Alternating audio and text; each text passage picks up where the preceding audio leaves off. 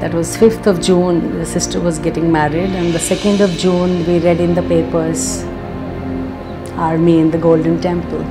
Yeah, Operation Blue Star, and we knew straight away that he won't be able to come. And he said there's going to be a war. But action, when you experience that, it is always a little traumatic. You invariably lose your buddies, friends that you have grown up with, and it is so heartbreaking.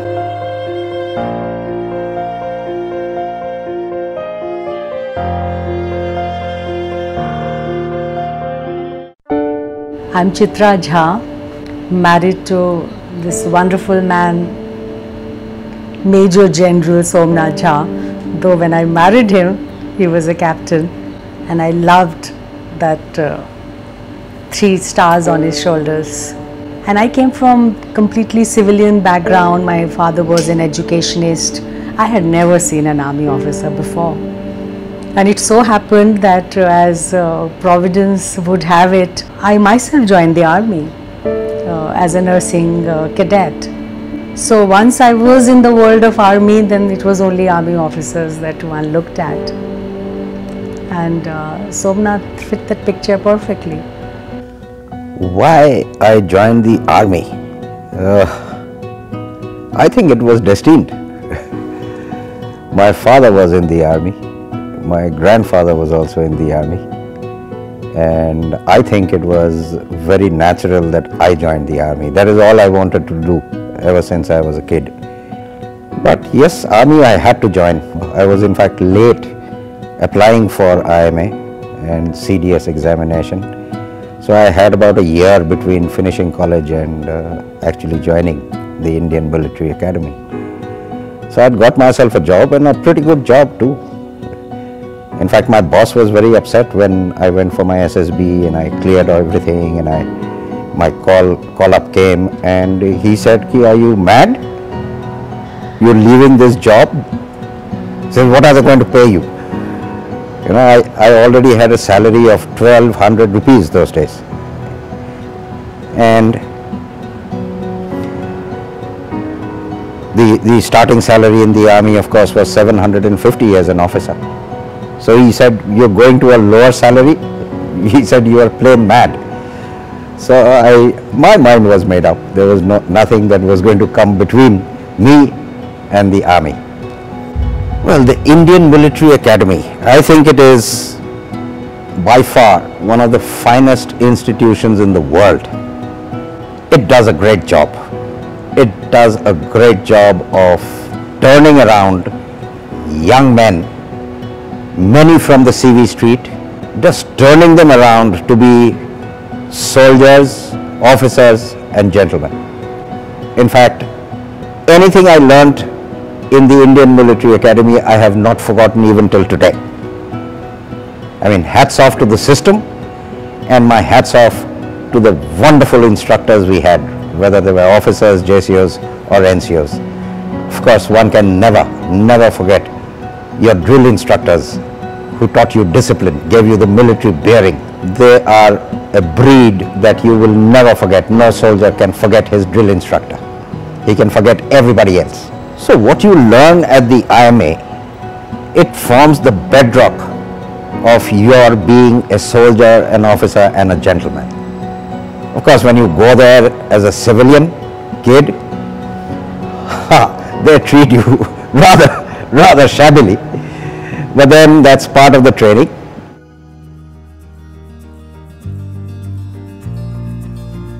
It's very interesting how you meet people, and I met Somnath in a train.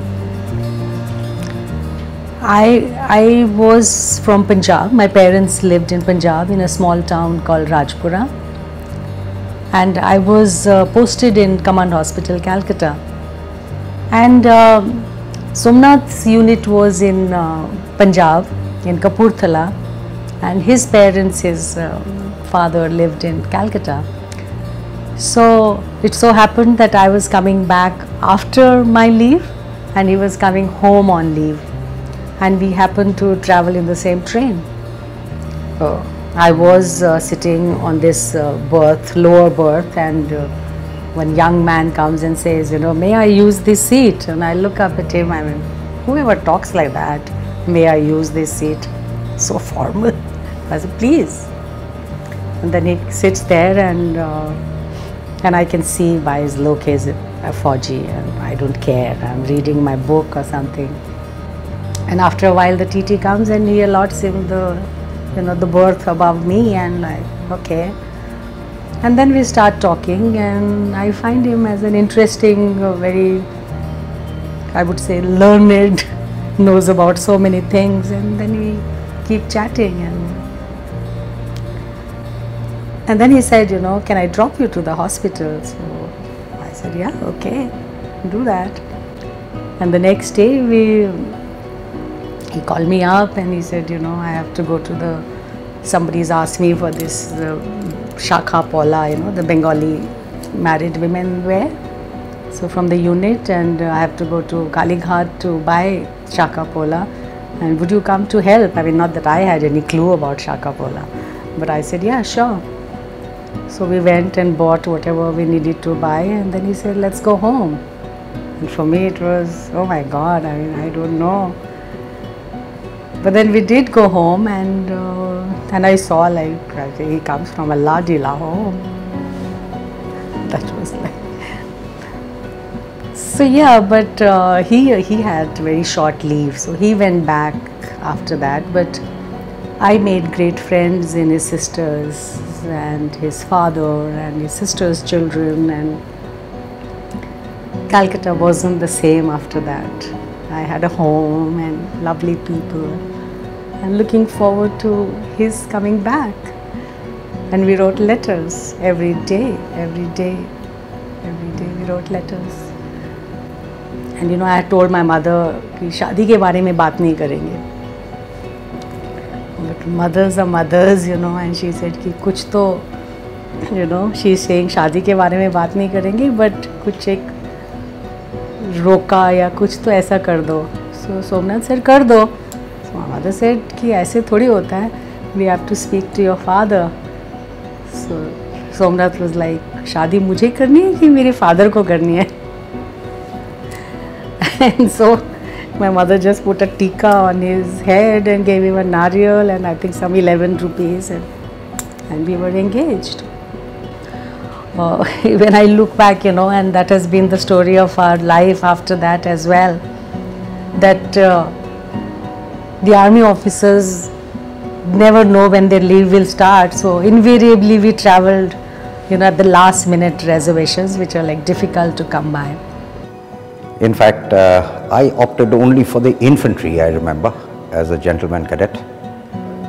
So when I walked into the Chetwood Hall and stood in Savdhan and saluted the Deputy Commandant, who was reading out the allotment, he said, Somnath, you are being commissioned into, and then he looked down and read 11th Battalion, the Jammu and Kashmir Light Infantry.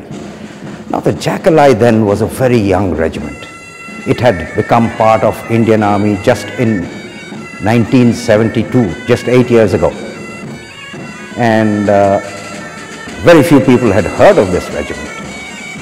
But it was only after I was commissioned and I started serving in the regiment that I realized what a marvelous regiment this was and how unique a regiment it was.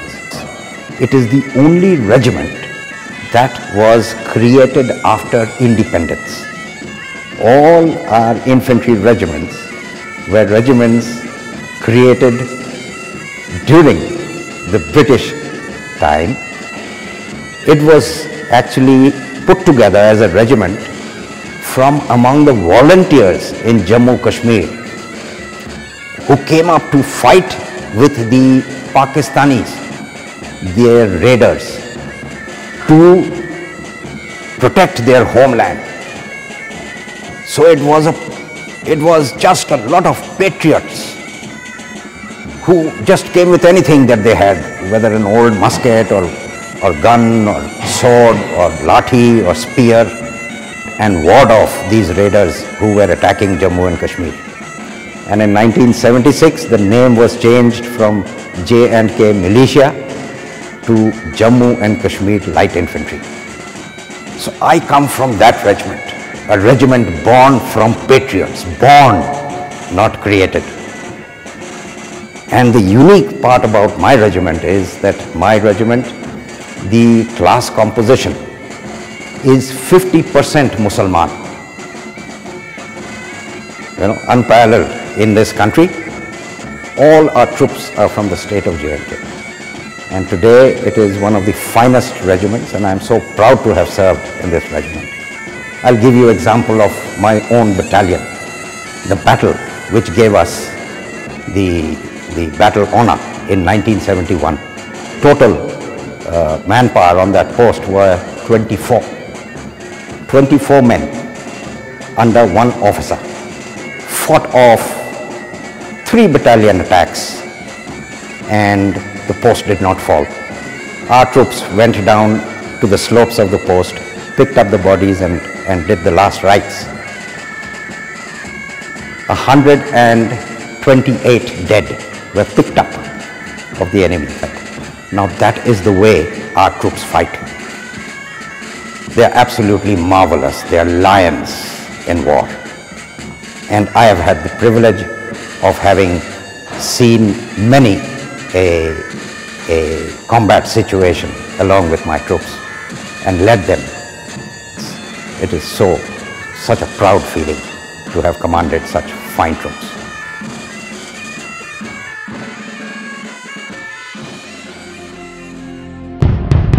That was 5th of June, the sister was getting married, and the 2nd of June we read in the papers, Army in the Golden Temple. Yeah, Operation Blue Star, and we knew straight away that he won't be able to come.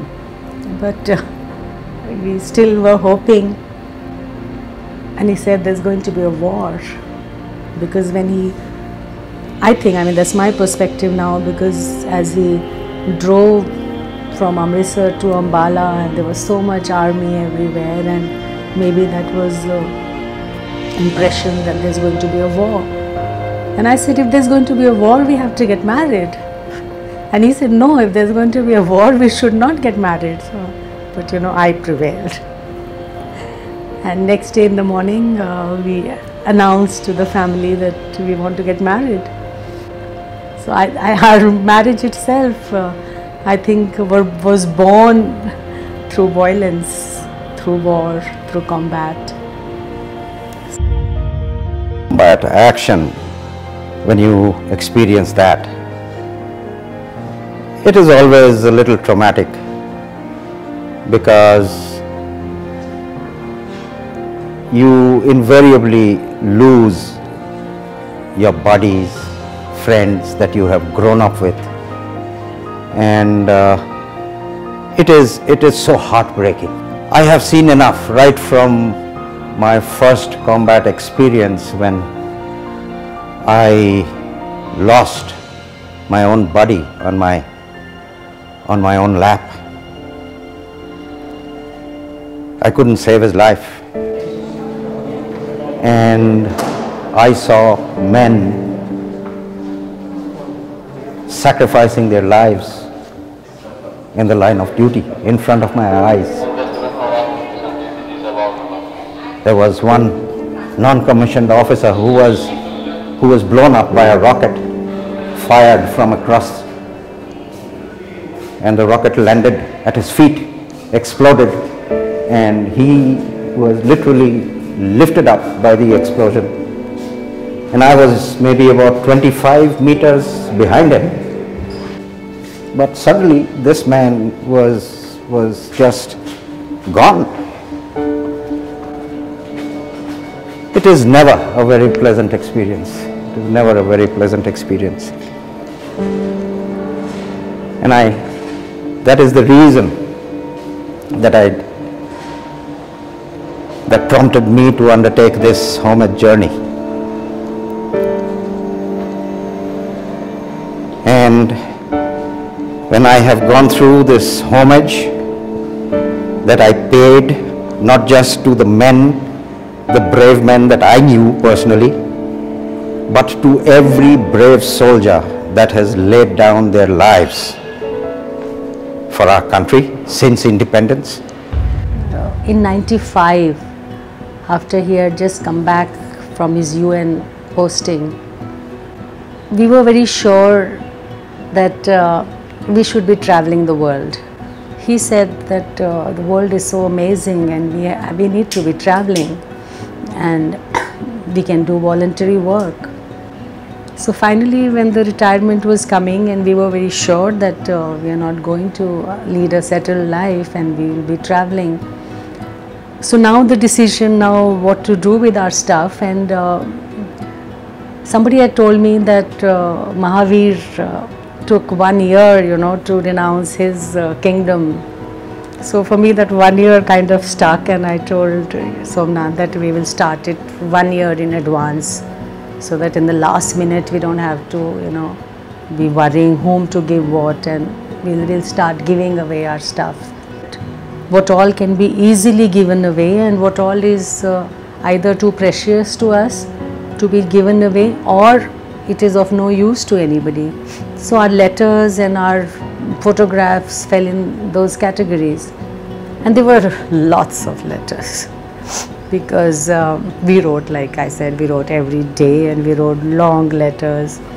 It was almost our whole life, in those letters. So we decided we had 1 hour every day we earmarked that he would read his letters and I would read mine, and then we would, kind of make a bonfire, that energy that we've taken in, and we kind of put it to fire. And somewhere, like I said, the old memories were revived, our love was revived, such unadulterated, intense love which had kind of, become more practical over the years. And I remember many of the letters, especially when he was in field stations. And even though I was aware that, that certain things are censored and certain things are not mentioned, but many things he said, oh, I was writing this, but this is what I was doing. Or when he had said that, oh, I'll be out for 4 days, so what exactly was he doing in those 4 days? It just brought in a different depth to those letters, lot more memories, lot more fillers from his side. But somewhere from my side, even though I understood he was protecting me and my sentiments, I mean, it was like, oh, so this wasn't what was happening, but I was building my dreams on these. And it felt a kind of, betrayal, or kind of something built on a lie. So for me it is that in the army, so many times the guys don't tell back home what exactly is happening, and God forbid something terrible happens, and the person back home is happily ki haan sab theek hai, and and then suddenly like this has happened. Your family is not always in sync with what is happening in your life, and today I look at it as a kind of somewhere being unavailable to your family, and that's a price, I guess, all soldiers and their families pay. I mean, I'm not an exception. He had made it very clear to me in our courtship days that I am from the infantry, and that Chetwood oath that they take, that the welfare of my country comes first, then the men under my command comes next, and the last is my welfare. But for me it was that for you your welfare is last, but for me your welfare is first. So it doesn't really matter. I mean, like you do whatever you have to do, but for me I am very clear that your welfare comes first. But later in the service I realized that when he puts himself last, I am also put last. You know, that was something I never connected that dot. We had decided we will not settle into a home like most retired people do, and that we would be traveling, so we would have to be absolutely light. All that you need are some personal belongings like a few sets of clothes and communication, your phone and your laptop. That's all that you actually need. That's what we have today. In the army, security is very important. You can't tell your near and dear ones where you are, especially in operational area, and what you are doing, what you are up to. More often than not, you know, the thoughts of what one has gone through, those would keep coming back to me, you know, as one was getting closer and closer to one's retirement. I had made up my mind that I need to do something for my fallen heroes. I rang up a few friends in army headquarters and I said, can you tell me, you know, what is the number, because it wasn't available on open source so easily. So they got back to me in a couple of days and they said that it is in the region of about 20,600 and odd from independence till date. So, and as we know that the numbers keep rising, you know, every day or every second, third day, we keep hearing of, you know, sacrifices being made by the soldiers. So then I said, all right, that's a huge figure. Then I rounded it up to 21,000 for planning purposes, and I said, maybe I could cycle. It just struck me that 2 minutes is a very sacred time period, you know, because we pay 2 minutes or observe 2 minutes silence at memorial services. So I said, if I cycle 2 minutes for every fallen soldier, what does it work out to? So I made some rough calculations and I said, wow, if I cycled 42,000 minutes, when interpolated in time and space, it comes to anywhere between 10 and 12,000 kilometers. And I would be able to do it in 6 to 7 months. So that finally became my format. So then I made a route and I said I can actually go to every part of the country. So I made a route and I gave myself that mandate that my journey will take me on a bicycle passing through every state of the country, all the 29 states. Because again, symbolically, our fallen soldiers and heroes, they come from every corner of the country. So if I ride through every state of the country, then I would have paid my homage. Everything happened en route thereafter. And that is where Chitra came in, really big time. Every day we would plan, okay, next day she would say, is this all right, does this look all right, you know, along the route that I had chalked out. And then she got working, we, you know, getting in touch with friends, or she would use her Facebook to ask her Facebook friends how they could help us. So it wasn't very planned when I started the journey, or we started the journey. It just, things just kept falling in place. When a thing has to happen, it just happens. Everything, you know, the whole universe, they say, you know, comes together to make that happen. This was to happen. This Homage journey was to happen, and I was to do it, and Chitra was to be with me. It happened exactly that way. যদি তোরে ডাক শুনে কেউ না আসে তবে একলা চলো রে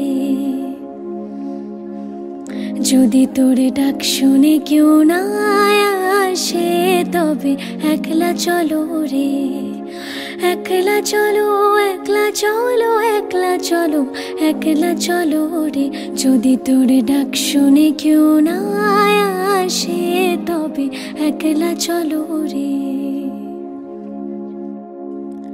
যদি কেউ কথা না কয়, ওরে ওরে ও অভাগা কেউ কথা না কয়, যদি সবাই থাকে মুখ ফিরায়ে সবাই করে ভয়, যদি সবাই থাকে মুখ ফিরায়ে সবাই করে ভয়, তবে পরাণ খুলে ও তুই মুখ ফুটে তোর মনের কথা একলা বলো রে। যদি তোর ডাক শুনে কেউ না আসে, তবে একলা চলো রে। যদি সবাই ফিরে যায়, ওরে ওরে ও অভাগা সবাই ফিরে যায়, যদি গহন পথে যাবার কালে কেউ ফিরে না যায়, যদি গহন পথে যাবার কালে কেউ ফিরে না যায়, তবে পথের কাটা ও তুই রক্ত মাখা চরণ তলে একলা দলো রে। যদি তোর ডাক শুনে কেউ না আসে, তবে একলা চলো রে। I would actually remember our fallen soldiers and what they would have gone through when sacrificing their lives. And you won't believe it, miraculously I would get strength from nowhere, maybe from the spirit of the fallen soldiers. And instead of my bicycle stalling, it would pick up speed. I would get that strength from somewhere. People had traveled from Hyderabad, from Jodhpur, from Ambala, from Dehradun, from all over the place, from Bhatinda, from Jammu, from Calcutta, just to be at India Gate to receive us. That is all. Again, they had no business in Delhi. Just out of sheer love. Just because they related to what this journey was all about. This journey was about paying homage to our fallen soldiers. And they so related to that. They just traveled just for that half an hour, 1 hour that they would see us and see me finish the journey there.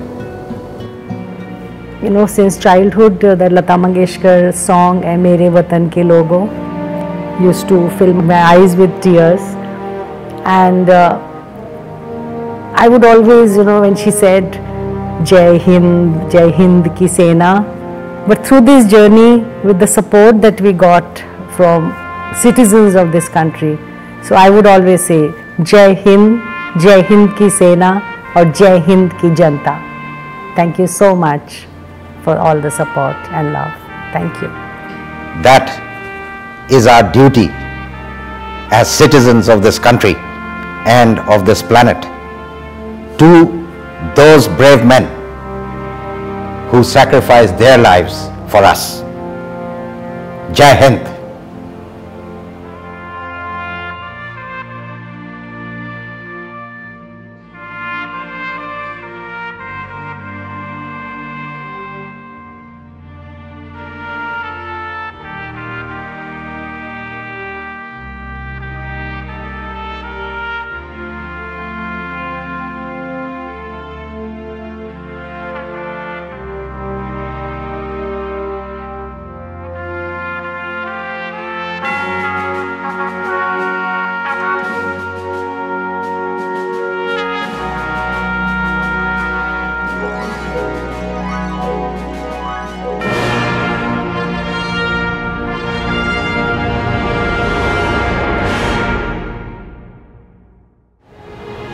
I made it. I went right through that whole journey in spite of whatever difficulties that it posed, and I attribute it, and I attribute my ability to go through that only to the basic training that I received in the Indian Military Academy.